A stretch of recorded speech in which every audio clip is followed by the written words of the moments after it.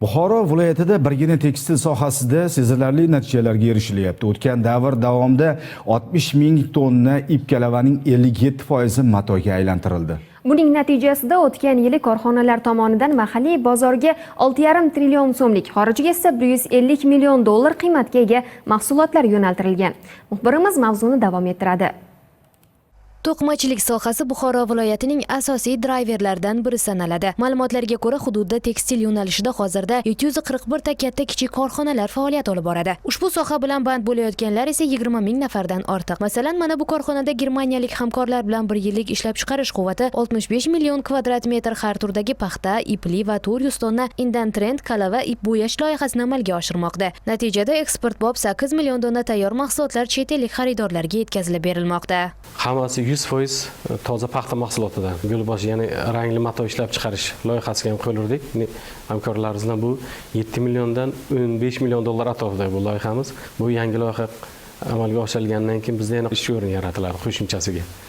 Bu mahsulotlarimiz mana shu Yevropa davlatlariga, asosan Germaniya davlatlarining buyurtmasiga asosan ishlab chiqariladi. Hozirda zamonaviy texnologiyalar bilan jihozlanayotgan to'qimachilik mahsulotlari ishlab chiqarish korxonasi Yevropa bozori uchun eksport hajmini 15 million dollarga yetkazishni rejalashtirgan. Куда нам перевести нашу производственную базу? Bizning kompaniya 200 yilga yaqin tarixga ega. Endilikda ishlab chiqariladigan tayyor tikuvchilik mahsulotlari Germaniya, Avstriya, Fransiya, Italiya, Malta, Gollandiya kabi davlatlarning ko'plab nomdor aviakompaniyalari hamda mehmonxonalar va ko'plab restoranlarga yetkazib berilmoqda.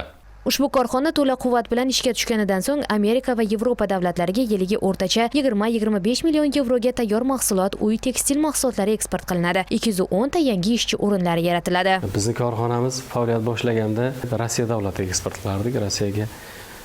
Rossiya davlatiga ham birta mahsulot xom biz shu bilan cheklanganmiz.